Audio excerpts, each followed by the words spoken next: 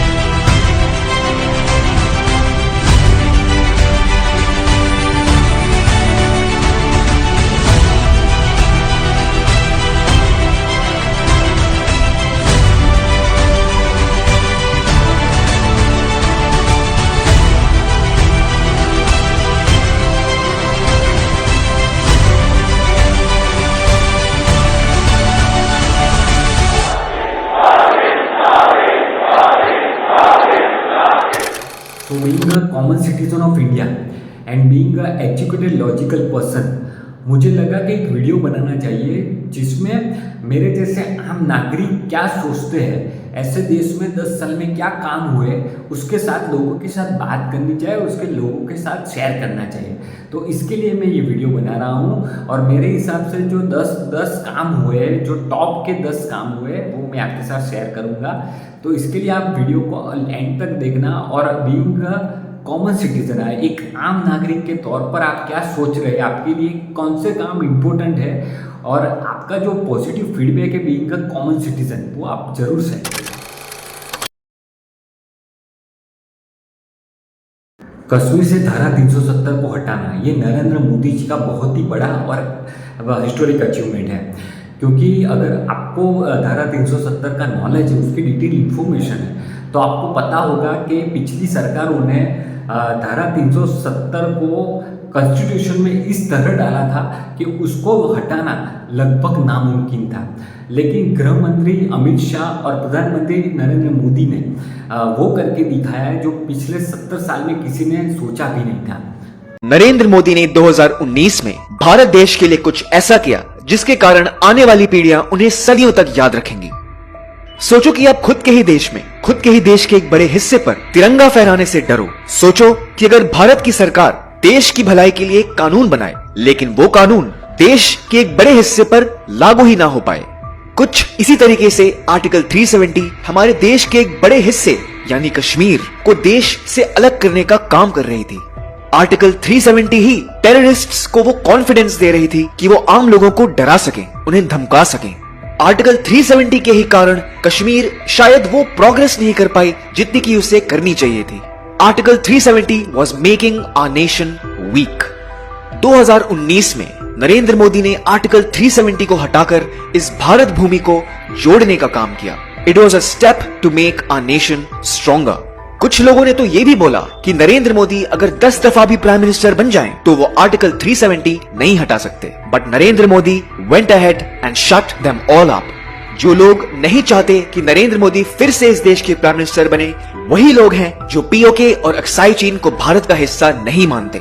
ये वही लोग हैं जो नहीं चाहते कि भारत एक सुपर पावर नेशन बने. But just like always, Modi will win again in 2024 and make India the strongest nation in the world.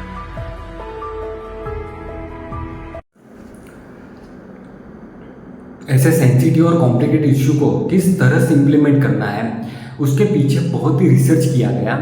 और 5 अगस्त 2019 के दिन जब धारा 370 कश्मीर से हटा गई, उससे काफ़ी महीने पहले से इसका पूरा प्लानिंग चल रहा था और बहुत ही वेल एक्सक्यूटेड तरीके से इसको इम्प्लीमेंट किया गया. ऐसे कॉम्प्लिकेटेड वर्क को इस तरह स्मूथली इसको इम्प्लीमेंट किया गया कि ना कश्मीर में कोई मेजर इंसिडेंट हुआ, ना वहाँ के जो सेपरेटिस्ट थे जो बहुत ही धमकियां दे रहे थे कि धारा 370 हटेगी तो कश्मीर में ये हो जाएगा वो हो जाएगा, लेकिन ऐसा कुछ भी नहीं हुआ. बहुत ही शांतिपूर्ण माहौल में, बहुत ही वेल एग्जीक्यूटेड प्लान के तहत इसमें पूरी कश्मीर में लॉ एंड ऑर्डर को इम्प्लीमेंट किया गया. और पाकिस्तान भी और बाकी जो भारत के दुश्मन देश है वो भी बहुत बड़ी धमकियां दे रहे थे कि हम इसको इंटरनेशनल कोर्ट में जाके या यूएन में जाके इसको हटा देंगे, लेकिन वो कोई भी देश कुछ भी नहीं कर सका. और भारत में जो बहुत बड़ा एक जो इसका विरोध हो रहा था, आपको भी पता है कि देश में बहुत सारे ऐसे लोग हैं जो इसका विरोध कर रहे थे और उसमें सुप्रीम कोर्ट में केस भी किया, लेकिन इस पूरी प्रक्रिया को बहुत ही लीगल वे में, बहुत ही कॉन्स्टिट्यूशनल वे में इसको हटाया गया था. तो इसके लिए जितने भी केस हुए, लेकिन सभी सुप्रीम कोर्ट में खारिज हो गए, क्योंकि ये कॉन्स्टिट्यूशन में संविधान के तौर पर ये धारा 370 को हटाया गया था. धारा 370 हटने से कश्मीर भारत देश का अभिन्न अंग बन गया और जो पिछले 70 साल में जो विकास जम्मू कश्मीर तक नहीं पहुंचा था और धारा 370 हटने के बाद वो डेवलपमेंट जम्मू कश्मीर तक पहुंच गया है. और वहाँ के जो लोकल लोग हैं उन्होंने ये बदलाव महसूस किया है. ये घंटाघर है, ठीक है. इससे पहले इस घंटाघर पर 3-4 साल पहले हमेशा फोर्सली बाय फोर्स चढ़ाया करता था पाकिस्तान का झंडा और कश्मीरियों को ये बताया जा रहा था कि कल बनेगा यहाँ पर कश्मीर पाकिस्तान, ठीक है, कल आपको आजादी मिलेगी. इससे पहले आपने देखा होगा कभी कश्मीर में अमन शांति से जीने देते थे? हर रोज यहाँ पर कॉलेज हुआ करती थी. आज हुरैत की कॉल है, आज पूरा कश्मीर बंद है. हर डिस्ट्रिक्ट में स्टूडेंट पार्टिंग्स हुआ करती थी. अपने बहन, अपनी माँ, यहाँ पर अगर किसी लेडी को डिलीवरी के लिए हॉस्पिटल तक जाना होता था, उसको नहीं छोड़ते थे.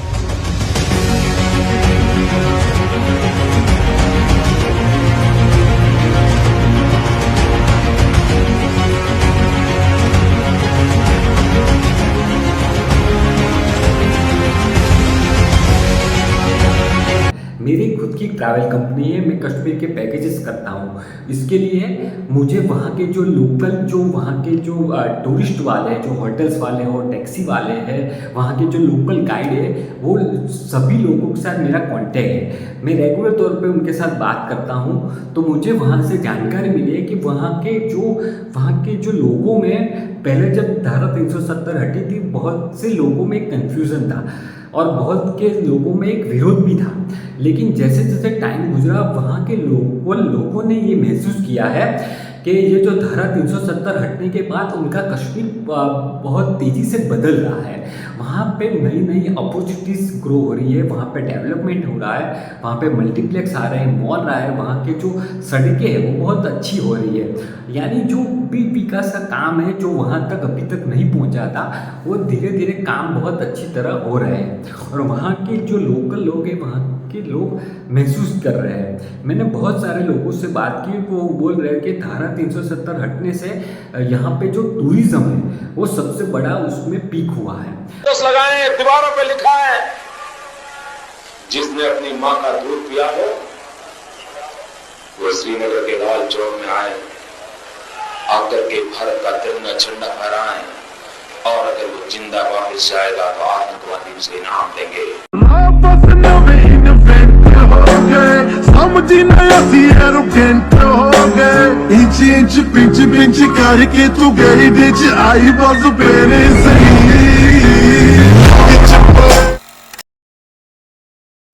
एक बहुत बड़ा काम हुआ है, वो है टेररिस्ट फ्री इंडिया। आपको भी पता है कि 2014 से पहले जब कांग्रेस की सरकार थी, तब अगर मैं स्पेसिफिक बात करूँ तो 2006 से 2009 के बीच देश के जो बड़े बड़े शहर थे, जैसे मुंबई हो, दिल्ली हो, कोलकाता हो, वाराणसी हो, हैदराबाद हो, बेंगलोर हो, चेन्नई हो, ऐसे कई शहरों में आए दिन बॉम्ब ब्लास्ट होते रहते थे।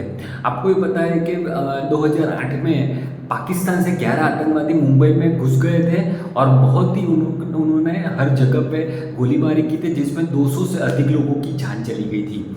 और वैसा ही सेम हमला अभी आज की बात करूँ तो रशिया में हुआ है, जहाँ पे थोड़े आतंकवादी थे, वो एक मॉल में घुस गए और गोलीबारी कर रहे थे। ये देख के मुझे हमारा जो भारत देश था, जो कांग्रेस के राज में जो टाइम था, वो मुझे याद आ गया कि हमारे देश की भी यही स्थिति।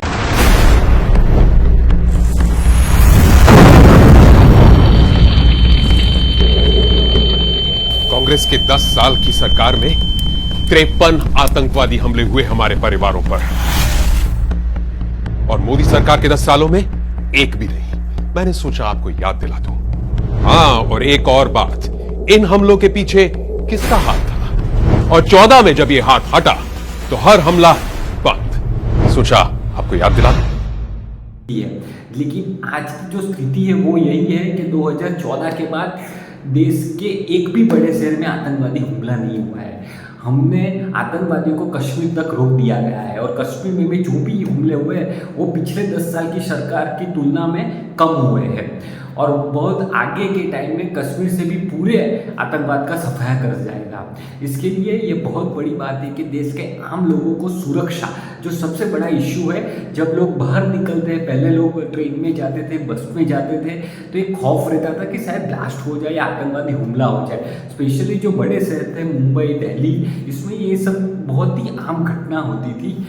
लेकिन 2014 के बाद ये जो हमारे बड़े बड़े शहर है उसमें ये आतंकवादी घटनाएं टोटली बंद हो गई है। हैक नहीं हुआ अभी तक। मुझे बहाने नहीं, रिजल्ट चाहिए, रिजल्ट। जनाब, हम लगातार अपने मकसद में नाकामयाब होते जा रहे हैं। जनाब, हिंदुस्तानी फौज को खुली छूट मिली हुई है। कल सरहद पार करने से पहले ही हमारे लड़कों को शहीद कर दिया उस पार वालों ने। वो भी क्या दौर था। कश्मीर छोड़ो, मुंबई, जयपुर, बनारस, हम जहां चाहें तबाही मचा सकते थे। अरे वो दौर गया जनाब।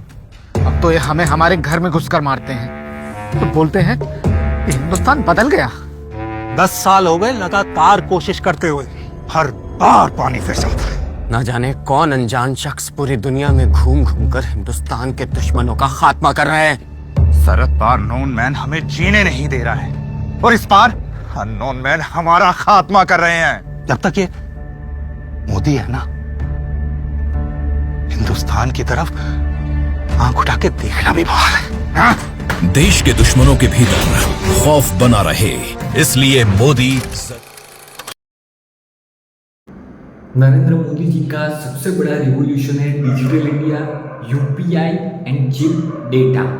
2014 से पहले भारत देश को कैश इकोनॉमी माना जाता था, क्योंकि 95 to 99% जो उस टाइम ट्रांजेक्शन होते थे वो सिर्फ कैश में होते थे। डिजिटल ट्रांजेक्शन बहुत ही % में होते थे। लेकिन 2014 के बाद और स्पेसिफिकली 2017 के बाद देश में एक अनबिलीवेबल यानी एक हिस्टोरिक डिजिटल रिवॉल्यूशन हुआ है। मैं अगर लेटेस्ट डेटा की बात करूँ तो फरवरी 2024 के एक मंथ में करीब 18 लाख करोड़ रुपीस का ट्रांजैक्शन हुआ है, और करीब 122 करोड़ ट्रांजैक्शन टोटल एक महीने में हुए। यानी आप एवरेज लगाओगे तो करीब 4 करोड़ डिजिटल ट्रांजैक्शन एक दिन में भारत में होते हैं, और जिसकी जो वैल्यू होती है वो 40,000 से 80,000 करोड़ के बीच आती है। आप 2013-14 के फिजिकल ईयर की बात करोगे तो वहाँ पे एक साल में, पूरे एक साल में 14,700 करोड़ रुपए का डिजिटल ट्रांजैक्शन होता था और अब एक दिन में 40 से 80 हजार करोड़ का डिजिटल ट्रांजैक्शन एक दिन में भारत में होता है। तो ये करीब 100 गुना ज़्यादा है। तो मैंने पहले ही आपको बताया था कि किस जो एरिया है उसमें 10 गुना से 100 गुना ज़्यादा जो काम नरेंद्र मोदी जी ने करके दिखाया है। 2014 से पहले 1 GB डेटा की कीमत थी 250 रुपीज़ और आज 1 GB डेटा की कीमत है सिर्फ 10 रुपये, यानी 240 रुपये तो आपके 1 GB पे कम हो गए। तो अगर आप कैलकुलेशन लगाओगे तो एक महीने में करीब करीब आपके 7 से 8 हज़ार रुपये सिर्फ इंटरनेट में बच रहे हैं। तो इसके कारण जो गरीब लोग थे जो पहले इंटरनेट का इस्तेमाल नहीं करते थे, क्योंकि 250 रुपये 1 GB बहुत ही यानी बहुत सारे लोगों के लिए ये अफोर्डेबल नहीं था, लेकिन अब 10 रुपये GB तो बहुत ही एक मामूली है और ये दुनिया का सबसे सस्ता डेटा भारत में आज की तारीख में पॉसिबल है। इसका सबसे बड़ा फायदा देश के गरीब लोगों को हुआ है जो पहले इंटरनेट का इस्तेमाल कर ही नहीं सकते थे, लेकिन आज की तारीख में वो इंटरनेट भी यूज़ कर रहे हैं, UPI भी यूज़ कर रहे हैं और डिजिटल ट्रांजैक्शन भी कर रहे हैं। और इसके कारण हम जैसे लोगों को भी जब भी हम मार्केट में जाते हैं तो किसी भी छोटे भी आदमी, कोई भी चाय की लारी हो या कोई फ्रूट वेंडर हो, वेजिटेबल बेचने वाले हो, वो सभी लोग स्कैनर यूज़ करते हैं। UPI से हम पेमेंट करते हैं, 10 रुपया की हो कि 100 रुपये की हो, लोग सभी जगह पे ये लोग इस्तेमाल करते थे। ये 2014 से पहले कोई सोच भी नहीं सकता था कि एक चाय बेचने वाला, एक साग भाजी बेचने वाली एक आंटी एक डिजिटल पेमेंट का एक्सेप्ट करेगी कभी भी इंडिया में लाइफ टाइम तक। बस ऑनलाइन देना था।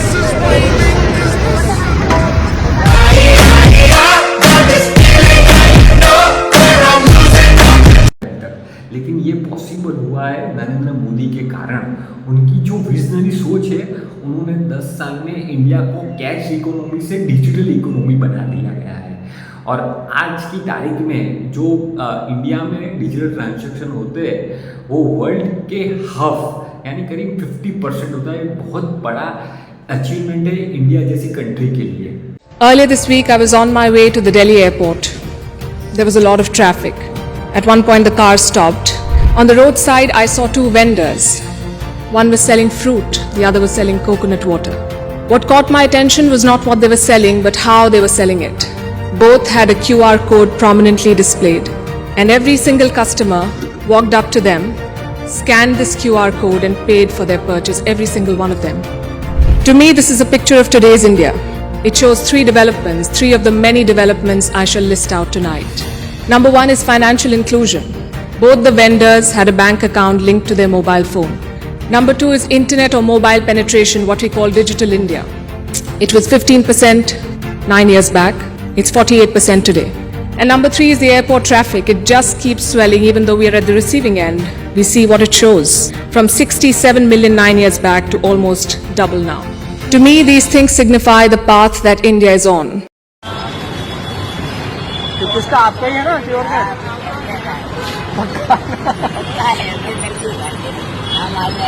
क्या नाम है बताओ? आप देख लो।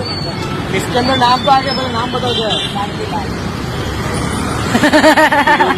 हाँ? ₹10 कर रहा हूँ, ठीक है? 20 रुपया लो, 20 रुपया कर दिया। क्या आंटी आप QR कोड लेके घूम रहे हो? हमारे साथ मोए हो गया।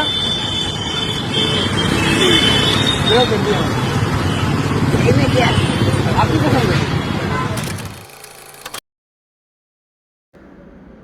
और पूरे देश के लिए जो प्राउड वर्ड था वो था made in India vaccine and Covid management. 2020 में जब पूरी दुनिया में कोरोना आया था तो सभी लोगों में हाहाकार मच गया था और दुनिया के सभी लोग जल्द से जल्द वैक्सीन बनाना चाहते थे और वैक्सीन लगाकर कोविड से मुक्ति चाहते थे। और हमारे देश में भी सभी लोग यही चाहते थे कि जो अमेरिका हो या चाइना हो या फिर रशिया जल्द से जल्द वैक्सीन बनाए और फिर यहाँ इंडिया में भेजे और हमको भी कोरोना से मुक्ति मिले। क्योंकि आज से पहले यानी 2014 से पहले जब भी देश में ऐसी कोई गंभीर बीमारी आई या कोई ऐसा महामारी आई थी, तब भी हम सिर्फ विदेशी वैक्सीन पर निर्भर थे। हमेशा हमने विदेश यानी अमेरिका हो या फिर रशिया हो, वहाँ से हमने वैक्सीन मंगाई और यहाँ के लोगों को लगाई थी।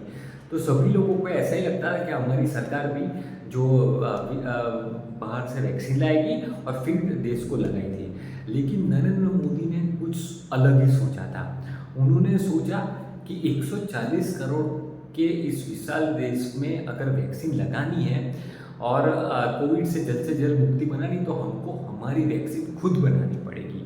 क्योंकि बाहर की वैक्सीन हम मंगाएंगे तो पहले तो महंगी भी पड़ेगी और दूसरी बात 140 करोड़ लोगों को मैन्युफैक्चर करके कम लगाए, क्योंकि कोई भी देश होगा वो पहले अपने लोगों को लगाएंगे और जब उनके लोगों की प्राथमिकता खत्म हो जाएगी उसके बाद वो भारत में आएंगे। और भारत में 140 करोड़ की विशाल जनसंख्या थी, तो इसके कारण ये बहुत ही डिफिकल्ट डिसीजन था। लेकिन नरेंद्र मोदी ने ये डिसीजन लिया और उस टाइम भी मुझे पता है कि विपक्ष के जो नेता हैं उन्होंने जो बाहर की वैक्सीन है, जैसे फाइजर की वैक्सीन का यहाँ पे पेड मार्केटिंग किया था। उन्होंने बोला था कि भारत की सरकार को जल्द से जल्द फाइजर वैक्सीन देश में मुहैया करानी पड़ेगी।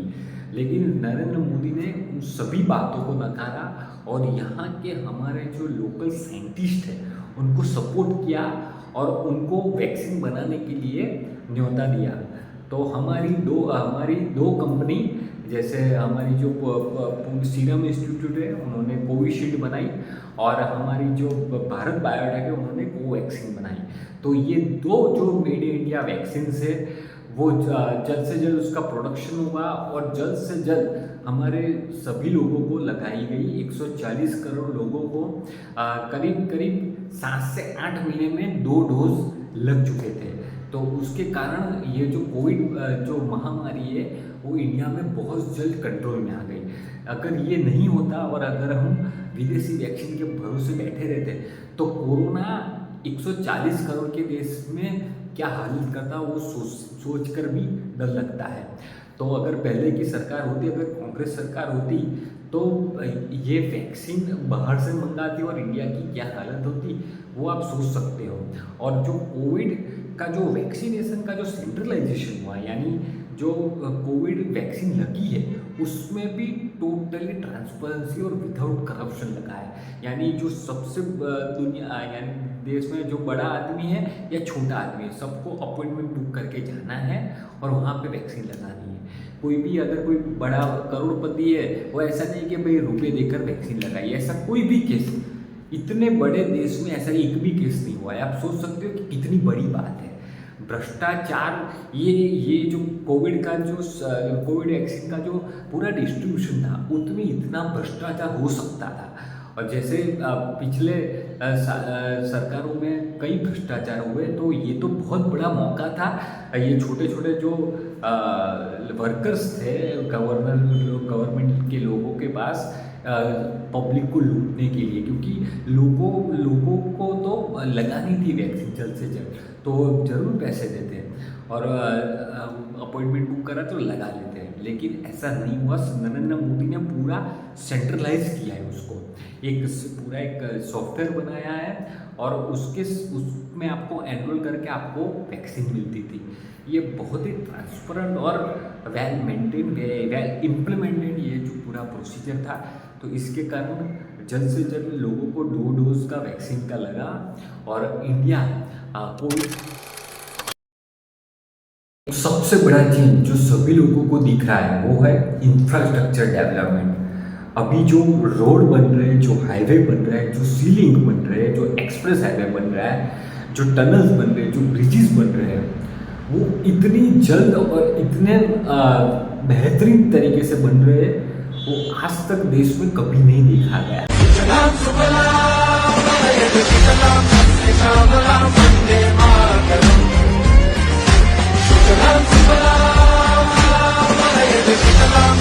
Salam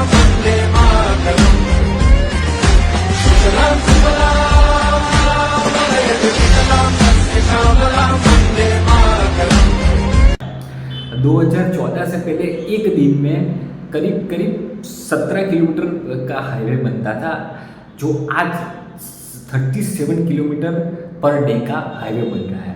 तो आप सोच सकते हो 20 किलोमीटर ज़्यादा एक दिन में बन रहा है हाईवे 2014 के कंपैरिजन में। तो इस तरह सभी जो इंफ्रास्ट्रक्चर डेवलपमेंट हुआ है देश में वो अनबिलीवेबल है। आपने देखे होगा कि बहुत लंबे जो 400-500 किलोमीटर का एक्सप्रेस है वो 2 से 3 साल में बन जाते हो। पहले इतना आपको मुंबई का सीलिंग पता है ना, आपको सिर्फ 3 किलोमीटर का सीलिंग है, वो बनने में 8 साल लग गए हैं। और अभी जो मुंबई में आपको ये पता है कि जो अटल जो सीलिंग बना है, जो सबसे बड़ा एक समुद्र पे ब्रिज बना,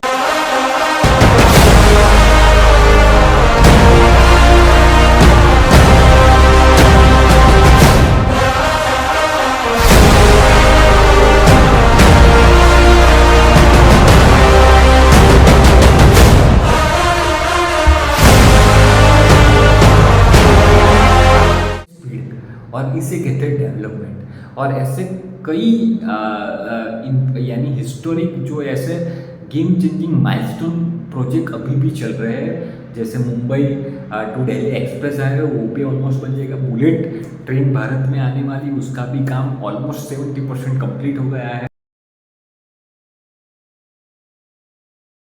देश में पहली बार अंडर सी टनल बन रही है, अंडर सी मेट्रो चल रही है, अंडर सी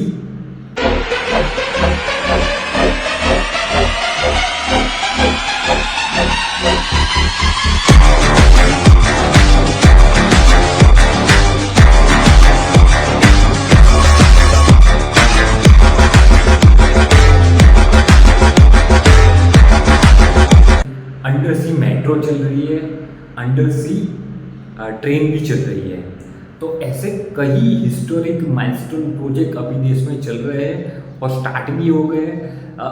आप कॉमन लोगों से बात करोगे तो वो सबसे बड़ा जो चेंज देख रहे हैं वो है इंफ्रास्ट्रक्चर का।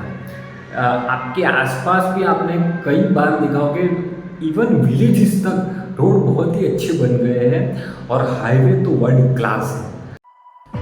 दुनिया का सबसे बड़ा सोलर विंड पार्क आज भारत में बन रहा है।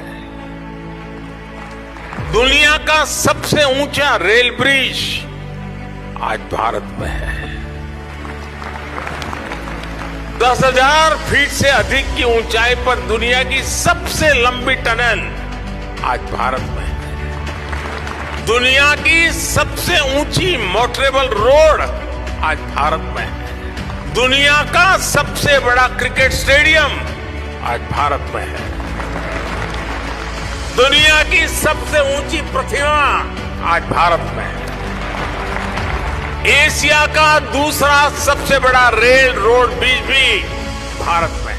ट्रेन का रेलवे स्टेशन से या फिर बस स्टेशन से उनको भी अपग्रेड किया जा रहा है और वंदे भारत जैसी made in India world class train अभी देश में चल रही है। 50 ट्रेन वंदे भारत ट्रेन देश में स्टार्ट हो गई है और करीब 100 ट्रेन नेक्स्ट 2 इयर्स में होने वाली है।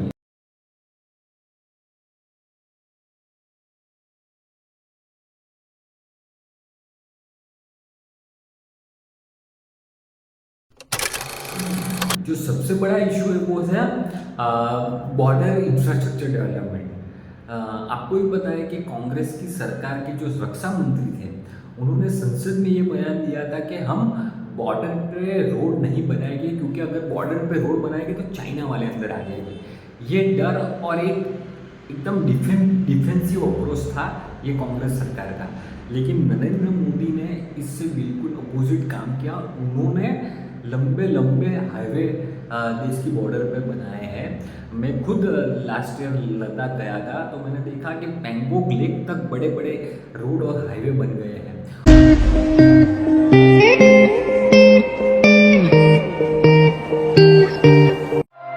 विकसित हो रहे भारत का आंखों देखा हाल बताता हूं। उसने कैसे सेना को सशक्त किया, आओ एक किस्सा सुनाता हूं। जब घर में घुसकर मारने का संकल्प लेकर वो आया, सेना की ताकत और बढ़ाकर पहले से ज्यादा सशक्त किया। फिर सेना को सर्जिकल और एयर स्ट्राइक की खुली छूट देकर आतंकवादियों को ध्वस्त किया। सौगंध मिट्टी की खाई है और देश की शान बढ़ाई है। मेड इन इंडिया के संकल्प से सेना को आत्मनिर्भर बनाया है। आज हमारी सेनाओं की अधिकतर जरूरतें मेड इन इंडिया अस्त्र शस्त्र से ही पूरी की जा रही है। सपने नहीं, हकीकत बुनते हैं, तभी तो सब मोदी को चुनते हैं।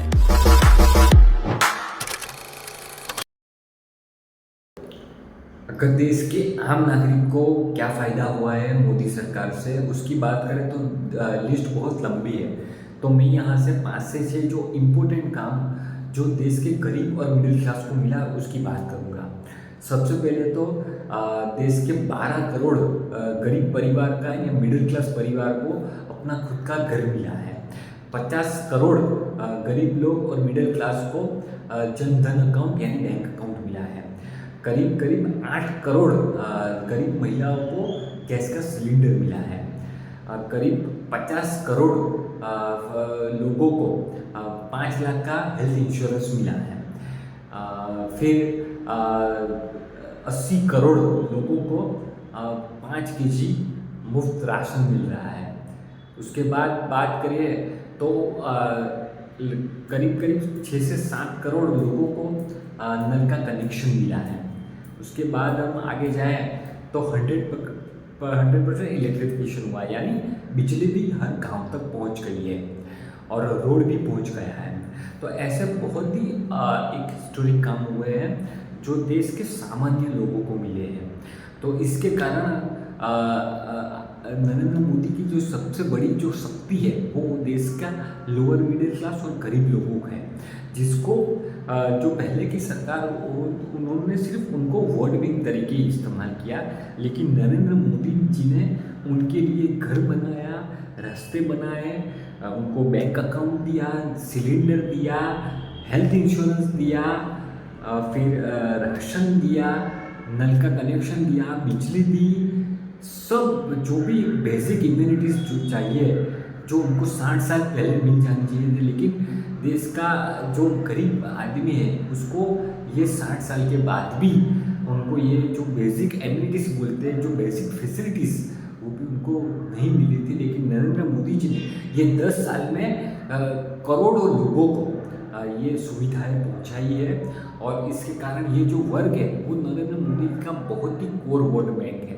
क्योंकि वो पहले शायद अलग दूसरे लोगों को वोट करते थे जाति पे, धर्म के नाम पे, लेकिन नरेंद्र मोदी के काम पे ये लोग अभी बीजेपी को वोट कर रहे हैं और ये सबसे बड़ी ताकत है नरेंद्र मोदी जी की।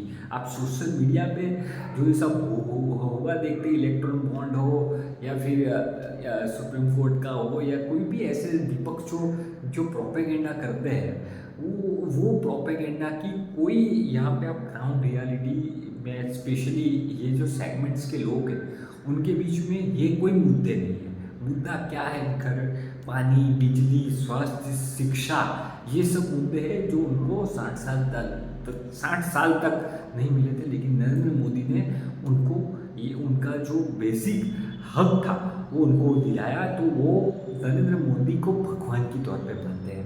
नमस्ते, मेरा नाम आशा रानी है। मैं जम्मू की रहने वाली हूँ। मेरे पति भी नहीं है, मेरी 2 बेटियां हैं। मैं बहुत ही गरीब परिवार से हूँ। मेरे घर कच्चा मकान था, वो भी छत टपकती थी।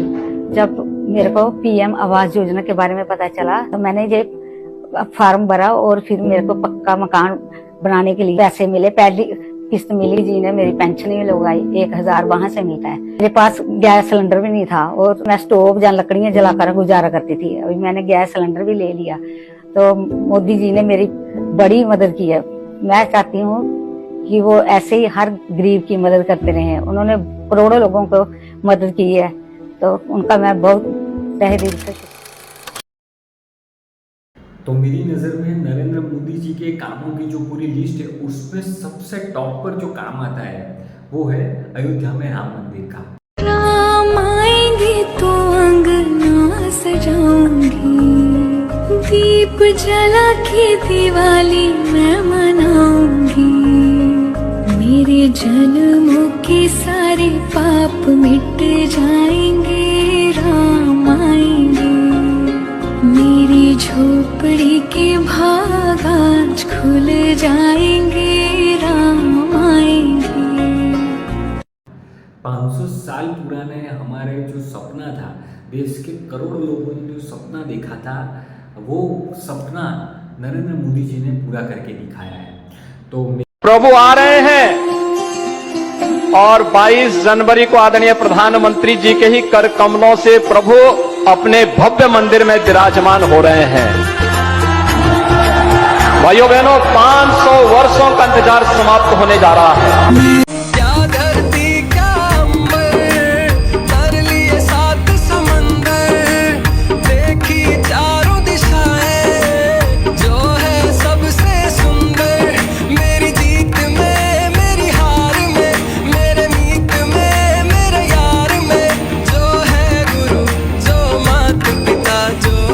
कण कण के अंदर मेरे राम,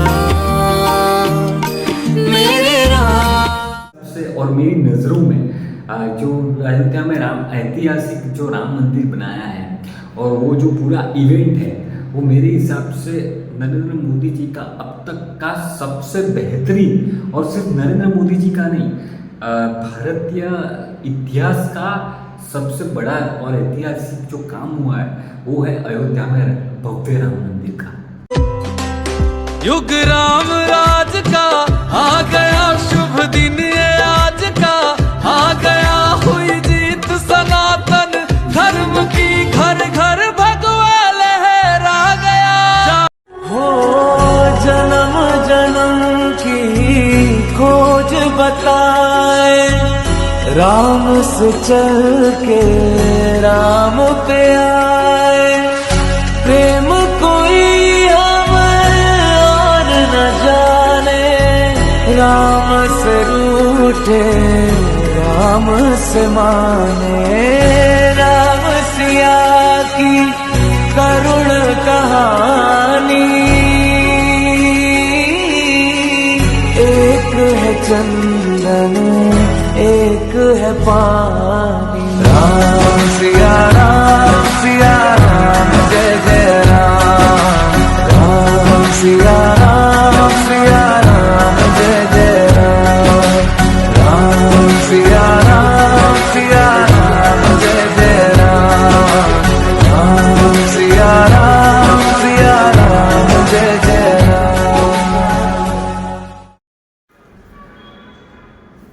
भारत देश की 85% पॉपुलेशन यानी करीब 100 करोड़ लोगों की आबादी हिंदुओं की है, लेकिन 2014 से पहले कभी भी ये 100 करोड़ हिंदुओं की वैल्यू नहीं हुई, क्योंकि वो कभी भी जो मुख्य धारा है वोट बैंक है, वो कभी भी 100 करोड़ पॉपुलेशन नहीं बनी, क्योंकि जो पहले की सरकार थी, जो आज के विपक्ष के नेता हैं, उन्होंने हिंदू धर्म को छोटी छोटी जातियों में बांट दिया, चाहे वो रिजर्वेशन हो या फिर कोई भी उन्होंने प्रोपेगेंडा करके जो पूरी जो देश के जो 100 करोड़ हिंदू है उनको अपना धर्म से उनको शिफ्ट किया गया जात पे।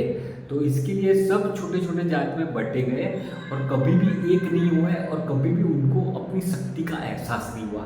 लेकिन नरेंद्र मोदी ने राम मंदिर बनाकर सभी 100 करोड़ हिंदुओं को देश नहीं पूरी दुनिया में एक किया है, और वो जो इवेंट था वो पूरी दुनिया में बहुत ही धामधूम तरीके से मनाया गया।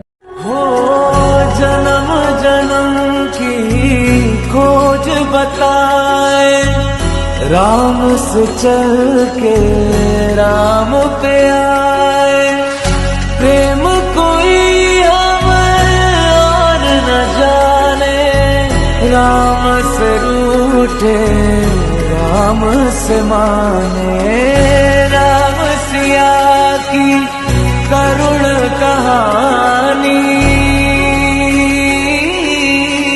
एक है चंदन एक है पानी, राम सिया राम जय जय राम, राम सिया राम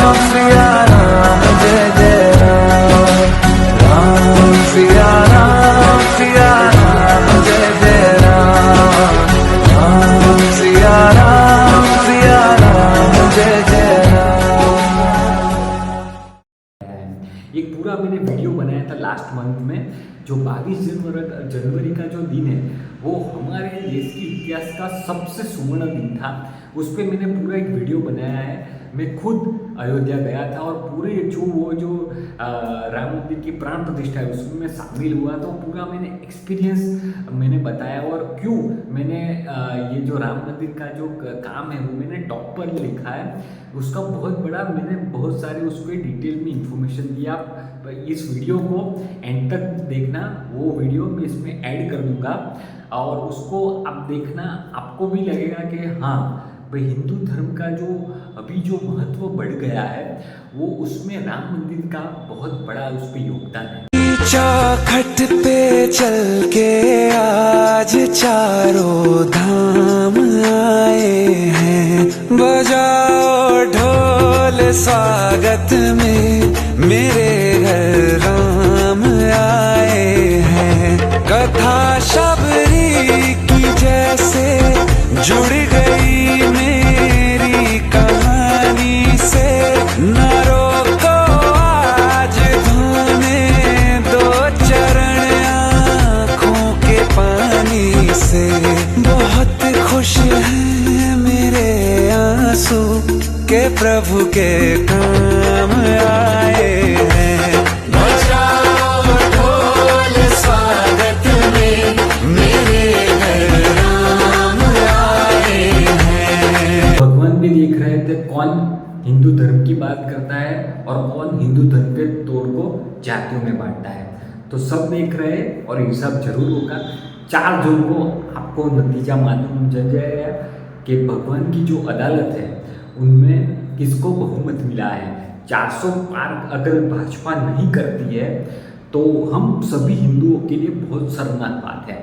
अगर आप सोचो तो अगर 500 साल बाद कोई धर्म का जो धर्म स्थान है और कोई नेता ने बनाया होगा तो वो धर्म के लोग पूरे आजीवन लाइफ टाइम तक वो आदमी को वोट करते, और अगर वो आदमी एक भी काम नहीं करता, यहाँ तो नरेंद्र मोदी ने हजारों काम किए हैं, लेकिन मैं तो ऐसी बात करूँ कि अगर वो धर्म के लोग उस नेता ने एक भी काम नहीं किया होता और सिर्फ उनका जो धर्म स्थान है वो 500 साल के इंतज़ार के बाद बनाया होता, तो वो आंख बंद करके पूरी कम्युनिटी, पूरे लोग एक तरफा वोट वो आदमी को करते।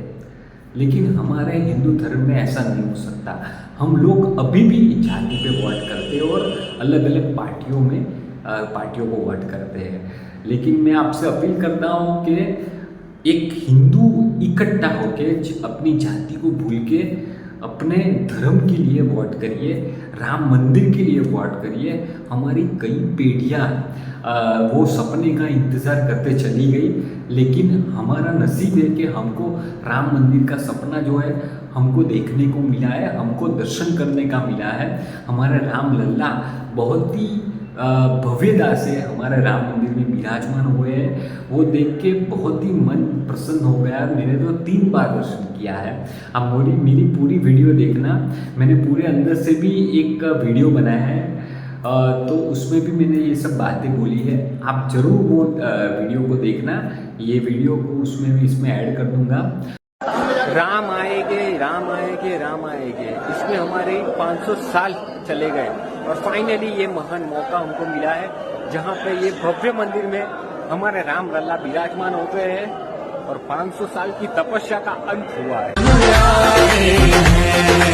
हमारी कितनी पीढ़ियां ये सपने का इंतजार करते करते चली गई, लेकिन हमको ये इतना महान मौका मिला है। हमारे लिए बहुत बड़ा दिन है।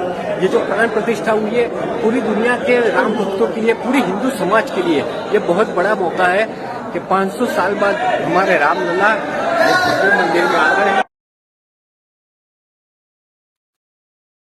ये सिर्फ एक मंदिर नहीं है, ये 100 करोड़ हिंदुओं की आस्था का प्रतीक है। ये हजारों कार सेवकों का बलिदान का प्रतीक है। ये हमारी 500 साल की तपस्या का परिणाम है।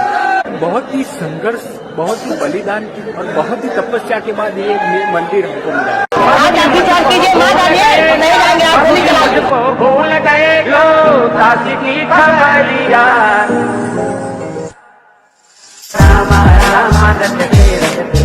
बहुत ही इमोशनल मोमेंट है। आते हैं ये मंदिर में, मैंने कह रखा था एक पॉजिटिव वाइब्रेशन मिलता है। हमारे प्रभु श्री राम 500 साल बाद यहाँ जो आए हैं, तो ये जो पूरा मंदिर है उसमें ऊर्जा का संचय हुआ है। मेरी बात का मेन जो पॉइंट है वो ये है कि हम लोगों को, सभी हिंदुओं को भाजपा को एक तरफी वोटिंग करनी चाहिए। और सिर्फ मंदिर पे नहीं, हजारों काम मैंने 10-12 काम तो मैंने किया, 100 से हजारों काम ऐसे है जो नरेंद्र मोदी जी ने करके दिखाया है। तो इस पे हर एक लोगों को वोट करना चाहिए। और 400 सीट अगर नहीं आती तो ये बहुत शर्मनाक बात है। और कम से कम पूर्ण बहुमत यानी 300 सीट तो आनी ही चाहिए। नरेंद्र मोदी जी को घर घर यानी चुनाव प्रचार करने की ज़रूरत नहीं होनी चाहिए, लेकिन वो आदमी इतनी उम्र में भी दौड़ रहा है, काम भी कर रहा है और अपना प्रचार भी कर रहा है। वो बहुत बड़ी बात है। लेकिन हम जैसे हिंदुओं को ये सोचना चाहिए कि ये आदमी को अभी भी इतना मेहनत करनी पड़ रही है, तो एज अ हिंदू हमको शर्म आनी चाहिए कि अगर भाजपा 400 सीट जीतती नहीं है, इतनी ऐतिहासिक काम करने के बाद भी, 500 साल बाद भव्य राम मंदिर बनने के बाद भी अगर भाजपा 400 सीट नहीं जीतती, तो ये पूरे हिंदू समाज के लिए बहुत ही शर्मनाक बात होगी।